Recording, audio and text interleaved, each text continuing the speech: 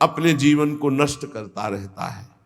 विदुर जी महाराज जब तीर्थ यात्रा करके वापस हस्तिनापुर आए, तब तक संपूर्ण महाभारत युद्ध में कौरव वंश का विनाश, महाराज युधिष्ठिर का चक्रवर्ती सम्राट पद पर विराजमान होना, ये सब हो चुका था। महाराज युधिष्ठिर एकांत में विचार करने लगे, क्या समय आ रहा है, सब नष्ट होता जा रहा है, ये लोगों का स्वभाव कैसे बदल रहा है। 7 महीना हो गए थे अर्जुन को द्वारिका गए हुए, अभी वापस नहीं आए थे। महाराज युधिष्ठिर ऐसे अपशकुन देखने लगे जिससे पता चलने लगा कि विनाश होगा। जिस समय जो ऋतु होनी चाहिए वो ऋतु नहीं, उल्टे समय में ऋतु। जब वर्षा होनी चाहिए तब सूखा, और जब वर्षा नहीं होनी चाहिए तो अपार वर्षा, फसल नष्ट हो जाना, लोगों को बड़ा दुख होना। और देखा कि प्रायः लोग क्रोधी हो रहे हैं, कौड़ी कौड़ी के लिए लोभ करने लगे हैं, झूठ बोलना स्वभाव बन गया है। इसका मतलब है कि विनाश काल उपस्थित हो रहा है। युधिष्ठिर जी ने भीमसेन से कहा कि अर्जुन को हमने द्वारिका इसलिए भेजा था कि वहां जाकर पुण्य श्लोक भगवान श्री कृष्ण क्या करना चाहते हैं इसका पता लगाकर वो हमें बताएं आके। 7 महीने बीत गए, भीमसेन तुम्हारे छोटे भाई गांडीव धनुषधारी अर्जुन अभी तक लौटे नहीं, और अपशकुन मुझे बहुत दिखाई दे रहे हैं। क्या वो समय आ गया क्या जिसे मेरा दुर्भाग्य कहते हैं? अर्थात क्या द्वारिकाधीश भगवान श्री कृष्ण अपनी लीला स्मरण कर लिए? इतने में देखा कि अर्जुन पधार रहे, दौड़ पड़े युधिष्ठिर। समीप गए तो कदम रुक गए। अर्जुन का मुंह उदास, आंखों से आंसू, शरीर शक्तिहीन, कांतिहीन। जे ही महाराज युधिष्ठिर के सामने पहुंचे अर्जुन गिर पड़े। घबरा करके युधिष्ठिर जी ने उठाया, अर्जुन से पूछा, भाई द्वारिकापुरी में सब कुशल मंगल है ना?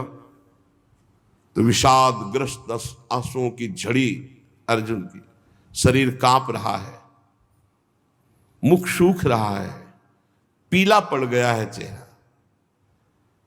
बस एकमात्र श्री कृष्ण के ध्यान में डूबे हुए हैं। काफी देर में साहस बटोर करके उन्होंने बोलना शुरू किया। अर्जुन ने कहा, महाराज मेरी आंखों से वो ओझल हो चुके हैं जो हमारे प्राण, हमारे जीवन, हमारे सखा, जो प्रेमवश रथ हाँकना, टहलना, दूत बनना, मित्रता का, अभिन्न हृदयता का व्यवहार करना, महाराज मैं लुट गया। प्रभु अंतर ध्यान हो गए। मैं उनके निज जनों को द्वारिका से साथ ला रहा था, मार्ग में दुष्ट भीलों ने मुझे एक अबला की तरह हरा दिया। मेरे में कोई बल नहीं, वही गांडीव, वही बाण, वही अर्जुन, कुछ नहीं कर पाया, लूट ले गए संपत्ति। पता नहीं क्या हो गया, सब आपस में मदोन्मत्त होकर एक दूसरे को मार डाला। यदुवंशियों ने एक दूसरे को ही मार डाला। महाराज केवल 4 या 5 लोग बचे हैं, पूरे यदुवंश का विनाश हो चुका है। वास्तव में यह केवल श्री कृष्ण की संहार लीला थी। बड़ा विचित्र खेल, एक दूसरे को मार डाला, एक दूसरे को पहचाना ही नहीं। सूत जी कहते हैं अर्जुन ये कहते कहते बेसुध हो गए। भगवान श्री कृष्ण के चरण कमलों के चिंतन में अर्जुन की चित्तवृत्ति अत्यंत निर्मल प्रशांत हो गई। इतना भक्ति का वेग बढ़ा कि मौन धारण करके आंख मूंद करके चुपचाप बैठ गए। बैठते ही भगवान की द्वारा जो उपदिष्ट गीता था, संपूर्ण गीता ज्ञान प्रकाशित हो गया। व्यवधान रहित परब्रह्म स्वरूप में अर्जुन स्थित हो गए। ये भगवान की कृपा होती है। ऐसा विशुद्ध ब्रह्मबोध, गुणातीत अवस्था, द्वैत संशय निवृत्ति, सूक्ष्म शरीर का भंग, जन्म मृत्यु चक्र से रहित जीवन मुक्त स्थिति को अर्जुन उसी क्षण प्राप्त हो गए। भगवान के स्वधाम गमन, यदुवंश का संहार सुनते ही महाराज युधिष्ठिर शांत हो गए। जन्म मृत्यु रूप संसार से अब मुख मोड़ लिया महाराज युधिष्ठिर जी ने। जब भगवान ने शरीर त्याग दिया तो अब हमारा इस मृत्यु लोक में क्या काम। जिस समय भगवान श्री कृष्णचंद्र जी ने इस पृथ्वी से अपने शरीर को अंतर ध्यान किया, उसी समय पाप और अधर्म में फंसाने वाला कलयुग का राज्य लागू हो गया। उसी समय से महाराज युधिष्ठिर ने कलयुग का फैलना देखा। देश में, नगर में, घरों में, प्राणियों के हृदयों में असत्य, छल, हिंसा, अधर्म, व्यभिचार, ये सब की बढ़ोतरी हो रही। अपने भाइयों से कहा महाप्रस्थान का निश्चय करो, अब रहना नहीं इस पृथ्वी में, बड़ा मंगल रूप होगा कलयुग का। विनयी पौत्र महाराज परीक्षित, जो अब कुछ सयाने हो चुके थे, गुणों में महाराज युधिष्ठिर के समान थे, समुद्र से घिरी हुई पृथ्वी के सम्राट पद पर हस्तिनापुर में महाराज परीक्षित का अभिषेक किया। और यहां मथुरा में शूरसेनाधिपति के रूप में अनिरुद्ध के पुत्र वज्र जी का अभिषेक किया। इसके बाद युधिष्ठिर जी ने प्राजापति यज्ञ करके आह्वानी अग्नियों को अपने में लीन किया और जड़वत होकर जैसे पागल बाल खोल लिए, सब वस्त्राभूषण उतार दिए, एक चीर वस्त्र लंगोटी धारण किया, भावना से वाणी को मन में, मन को प्राण में, प्राण को अपान में, अपान को उसकी क्रिया मृत्यु में, मृत्यु को पंचभूत शरीर में लीन कर दिया। शरीर को मृत्यु रूप अनुभव करके त्रिगुण में मिला दिया, त्रिगुण को मूल प्रकृति में, मूल प्रकृति को सर्व कारण रूपा प्रकृति में, प्रकृति को आत्मा में, आत्मा को ब्रह्म में विलीन करके जीवन मुक्त हो गए तत्काल। यह है भगवान के निज जनों का महामहिमामय स्वरूप। जीवन मुक्त, आवागमन मुक्त, पहले मुक्त, अब चीर वस्त्र धारण किया और नियम लिया कि मुख में ना जल जाएगा ना अन्न जाएगा, जब तक प्राण है ना अन्न ना जल। मौन, केश खोल लिए और बिना किसी को देखे सुने बोले निकल पड़े। पर ब्रह्म स्थिति, उत्तर दिशा की ओर बढ़ते चले जा रहे हैं। भीमसेन, अर्जुन, नकुल, सहदेव, द्रौपदी, इन्होंने जब देखा कि भैया इस महाप्रस्थान को, तो ये भी महाप्रस्थान को भगवान श्री कृष्ण के चरणों का सब ध्यान करते हुए महाराज युधिष्ठिर के पीछे पीछे महाप्रस्थान। सबकी बुद्धि एकमात्र कृष्णाकार, सबकी बुद्धि श्री कृष्ण में लगी हुई। फलतः एक एक गिरते जा रहे हैं। भीमसेन बताते जा रहे हैं, द्रौपदी गिरी, नकुल, सहदेव हिमालय में, एक बार भी पीछे मुड़कर नहीं देखा। अर्जुन गिरे, फिर भीमसेन में अकेले महाराज, सीधे विमान आया था महाराज युधिष्ठिर जी के लिए, और ये शरीर छोड़कर दिव्य लोक को पहले ही प्राप्त हो गए। भगवान के प्यारे भक्त पांडवों के महाप्रयाण की इस पवित्र मंगलमयी कथा को जो पुरुष सुनता है, वो निश्चय ही निष्पाप होकर मोक्ष को, भगवत धाम को प्राप्त होता है। पांडवों का महाप्रयाण,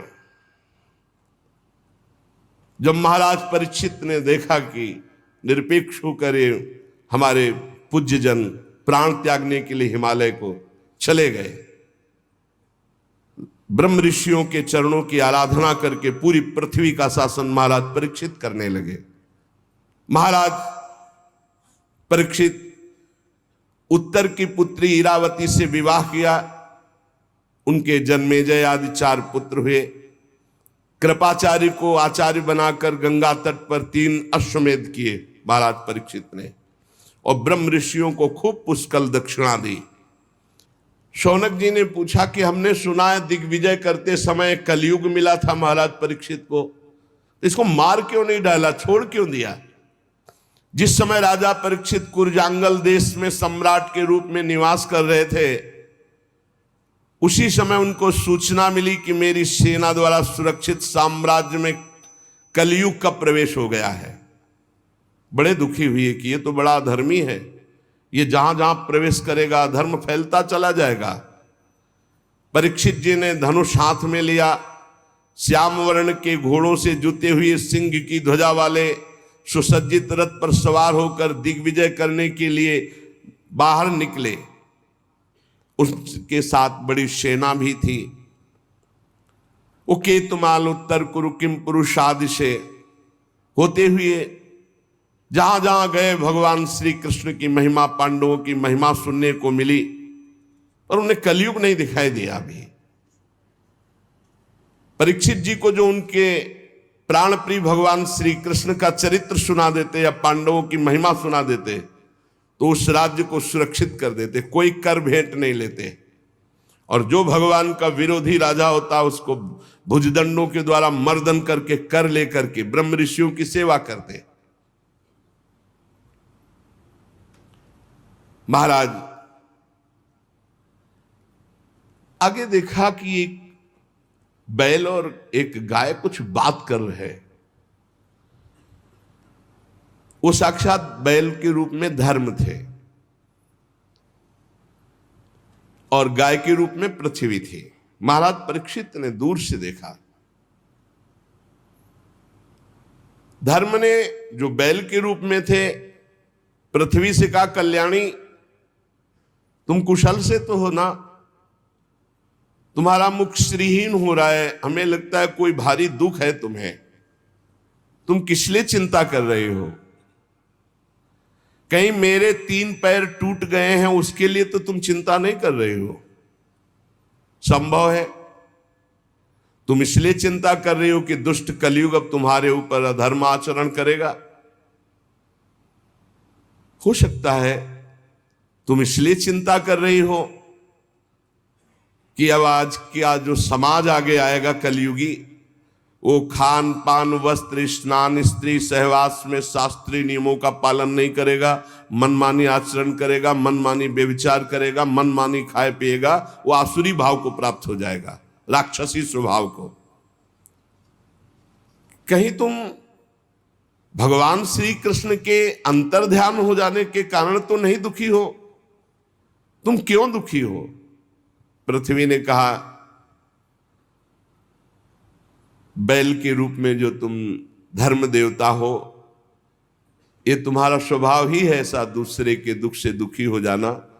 पूछना उत्तम है, पर तुम सब जानते हो मैं सबसे दुखी इस बात से हूं कि भगवान श्री कृष्ण सारे जगत को सुख पहुंचाने के लिए प्रकट हुए थे, अंतर्धान हो गए। आज मैं भगवान से प्रगट लीला में विमुख हो चुकी हूं, भगवान अंतर्ध्यान हो चुके और प्रगट देख रही हूं कि तुम्हारे 4 चरण 3 चरण तोड़ दिए गए। तुम में समस्त सद्गुण वास करते हैं धर्म, तुम्हारी दुर्दशा कर दी इस कलयुग ने, मुझे बड़ा शोक हो रहा है। सूत जी कहते हैं परीक्षित जी संवाद सुन रहे थे, उन्होंने देखा कि राजा का तो वेश है पर ये दुष्ट पैर से गाय को मार रहा है, पैर से बैल को मार रहा है, डंडे से पिटाई कर रहा है और ये ऐसा समझ रहा है कि यही राजा है। कांप रहा है बैल इतनी पिटाई की, भयभीत होकर मलमूत्र का त्याग कर रहा है, बहुत मार रहा है। गाय को बार बार पैरों से मार रहा है। स्वर्ण जटित रथ पर चढ़े हुए राजा परीक्षित ने मेघ गंभीर वाणी में ललकाए, कौन है जो हमारे राज्य में पूजनियों को दंड दे रहा है? उन्होंने परीक्षित जी ने बैल से पूछा, कमल लाल के समान आप श्वेत वर्ण हैं, 3 पैर आपके इसने तोड़ दिए, फिर भी एक पैर से आप टिके हुए हो। आप बैल नहीं हो सकते, क्योंकि बैल में इतनी सामर्थ्य नहीं। आप कौन देवता हैं? और ये आंसू बहाती हुई गाय, ये क्यों शोक कर रही?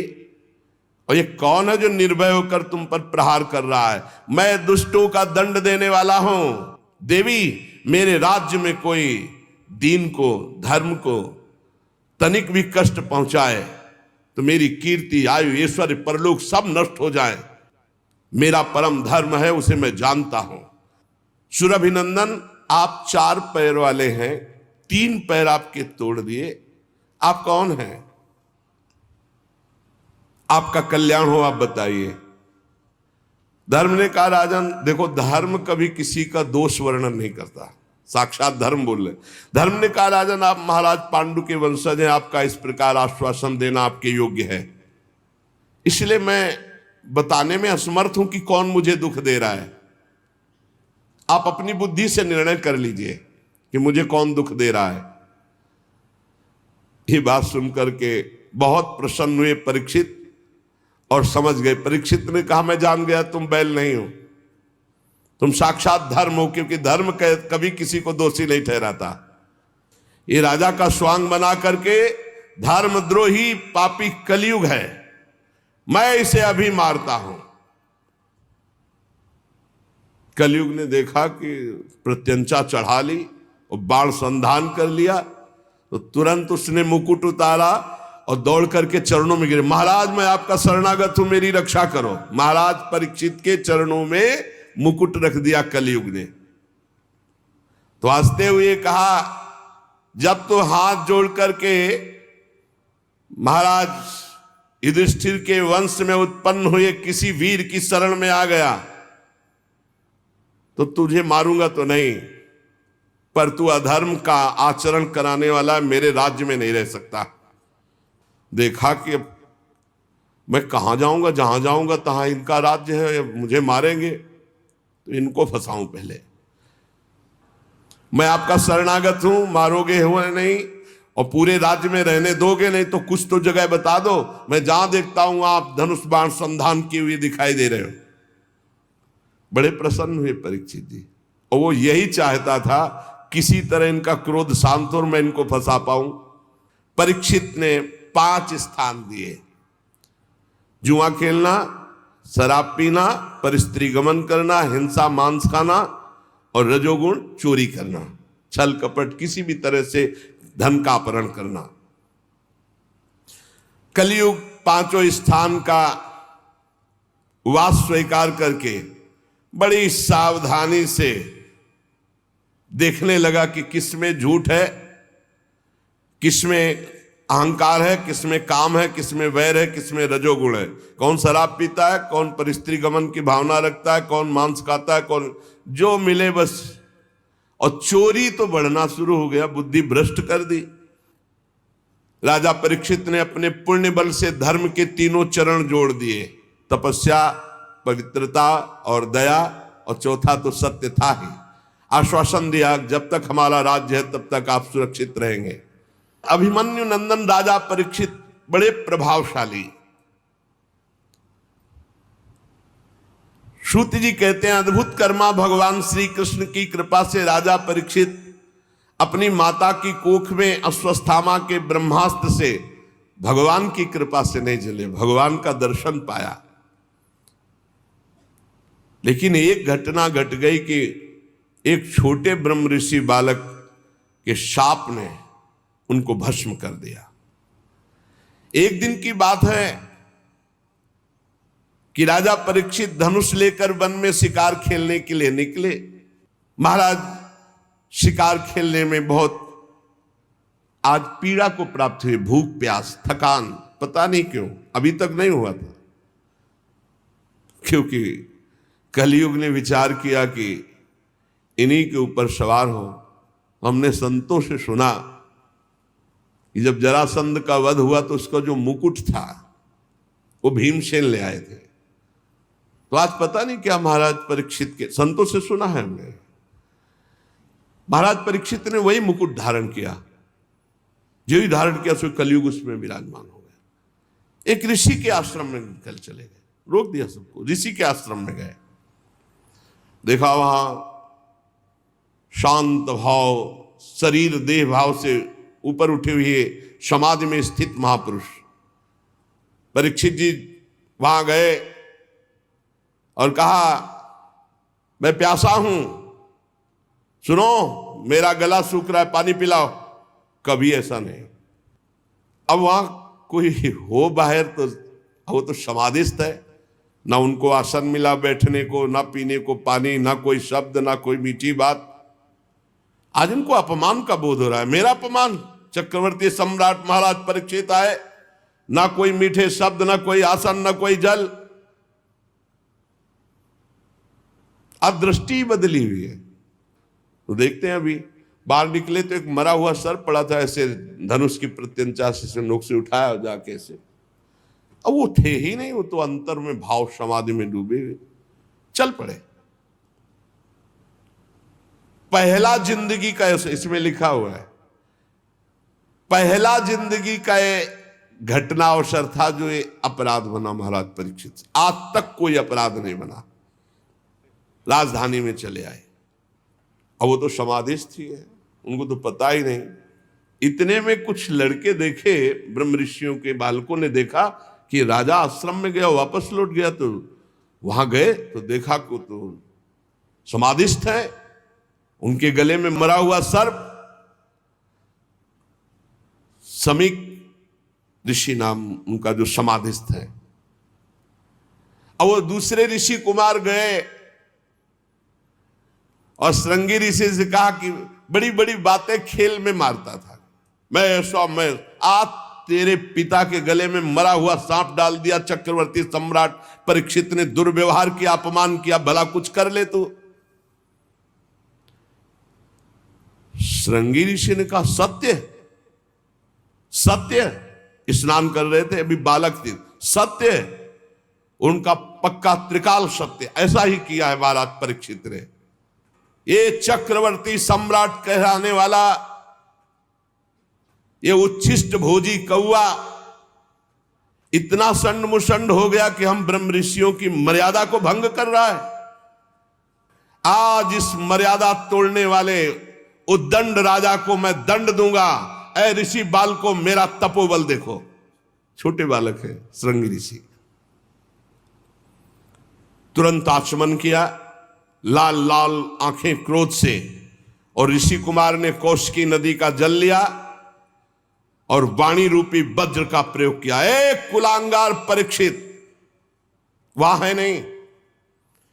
मेरे पिता कभी अपमान के योग्य नहीं। समीक ऋषि जो समाधि अवस्था को प्राप्त है, तूने उनका अपमान किया और समझता है कि तुझे कोई दंड नहीं दे सकता। तो सुन, मैं सत्य तुझे दंड दे रहा हूं वाणी का। आज के 7वें दिन भयानक विषधर सर्प जो तक्षक है वो आएगा और तुझे डसेगा और तेरी मृत्यु होगी, कोई तुझे नहीं बचा पाएगा। इस शाप दिया। इसके बाद शाप देने के बाद भागते हुए आए और देखा पिता के गले में मरा हुआ सर्प हटाया और पिता से लिपट कर रोने लगे।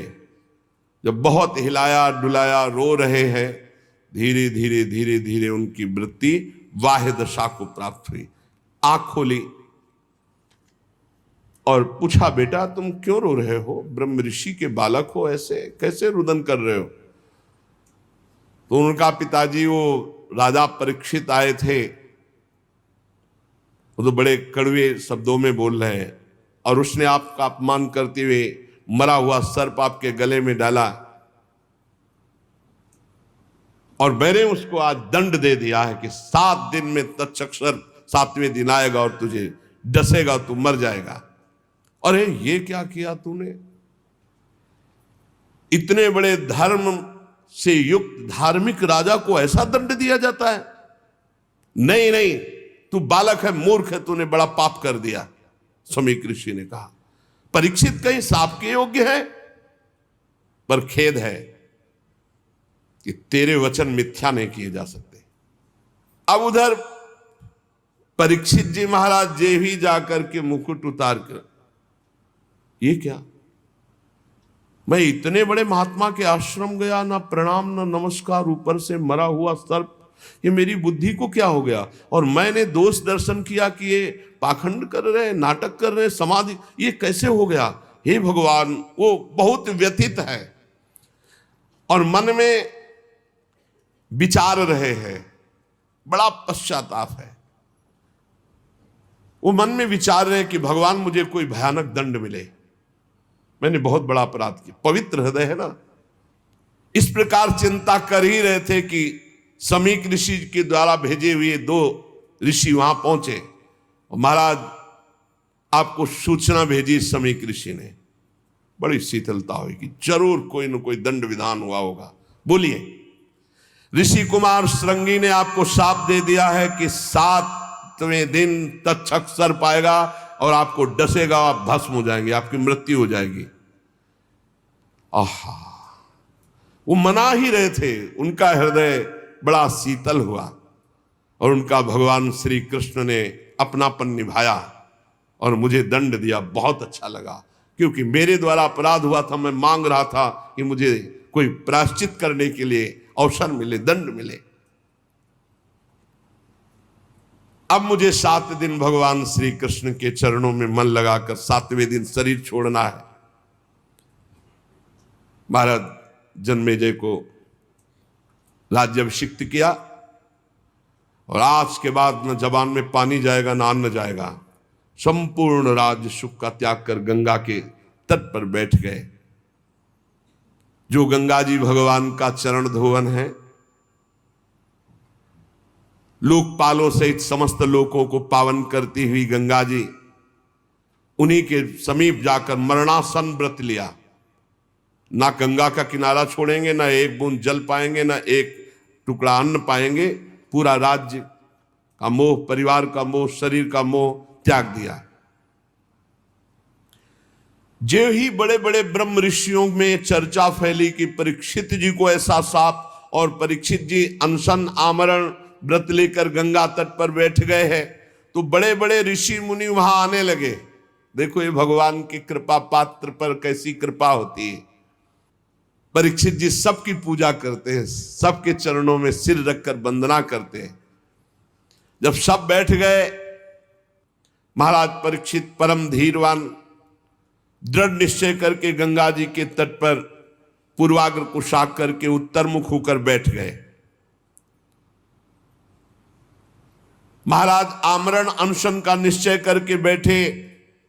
अब हम भी तब तक यहीं रहेंगे जब तक आपका परम धाम गमन नहीं होगा।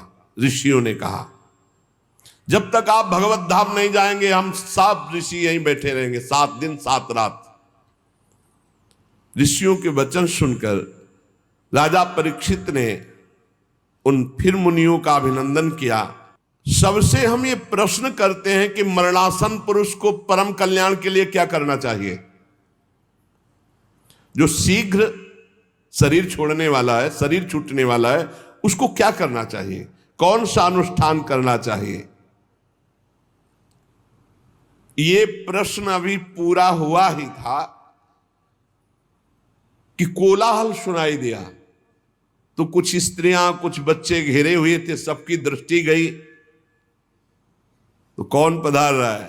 भगवान सुखदेव जी। देव जी सबने देखा, अरे भगवान श्री सुखदेव जी सब खड़े हो गए, सब ब्रह्म ऋषि खड़े हो गए। पराशर जी भी हैं, व्यास जी भी हैं, वशिष्ठ जी, बाप बाबा पर बाबा सब खड़े हो गए। क्योंकि ऐसी स्थिति, गर्भ से ही परम त्यागी श्री कृष्ण अनुरागी ब्रह्मबोध संपन्न राजा परीक्षित तो एकदम आनंद मगन हो गए कि श्रृंगी ऋषि का साप क्या हुआ। वरदान से भी बढ़कर इतने बड़े बड़े महापुरुषों का साक्षात्कार। जाकर साष्टांग दंडवत किया, सुखदेव जी को लाए और वहीं रेत पर सुंदर आसन पर विराजमान की, पूजा की। जो आसपास घेरे हुए थे उन्होंने देखा इनकी पूजा हो रही तो छोड़ छोड़ के चले गए। ब्रह्मर्षि, देवर्षि, राजऋषियों का समाज बैठा हुआ है उच्चासन पर। सुखदेव जी महाराज, सब महात्माओं ने आदर किया, शांत भाव अर्ध खुले हुए नेत्र, सुखदेव जी बैठे हुए दिगंबर। परीक्षित जी ने पुनः आकर चरणों में सिर रखकर प्रणाम किया, हाथ जोड़कर मधुर वाणी से कहा। परीक्षित ने कहा, ब्रह्म स्वरूप भगवान, आज हम क्या अपने भाग्य की बड़ाई करें, आप स्वयं पधारे। वैसे तो अपराधी हूं, पर हमें संत समागम मिला, इसलिए मैं अपने को धन्य भाग कह रहा हूं। पता नहीं कौन सा पुण्य, इसीलिए कहते हैं भक्त के जीवन में कोई भी घटना घटेगी वो महामंगलमयी होगी। परीक्षित जी ने कहा, आज आप सब महात्माओं के दर्शन से मैं परम पवित्र, कोई भय नहीं है। अब दर्शन, स्पर्श, पाद प्रक्षालन, आसन आदि का जो मुझे अवसर दिया गया आप सब महात्माओं के लिए, महायोगिन, आज मैं बहुत खुश हूं, बहुत प्रसन्न हूं। परम गुरु, हमारे पास समय बहुत कम है, इसलिए हम आपको समस्त साधनों में परम प्रवीण साध्य को प्राप्त हुए जानकर आपसे प्रश्न कर रहा हूं कि मरणासन पुरुष को क्या करना चाहिए। यही प्रश्न था, जब उठाया था तभी श्री सुखदेव जी पधारे। मनुष्य मात्र का क्या कर्तव्य है, क्योंकि सब मरणासन है, उनको तो 7 दिन बाद ही तक्षक काटेगा, अपने को 7 मिनट का भरोसा नहीं। क्या श्रवण करे, क्या जप करे, क्या स्मरण करे, क्या साधना करे, क्या भजन करे।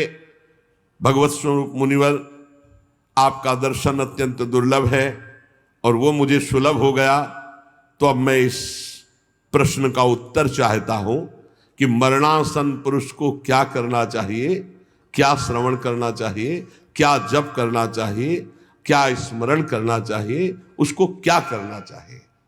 अब इसका उत्तर भगवान श्री सुखदेव जी ने जो शेष चर्चा आ गई। श्री राधा वल्लभ लाल की जय।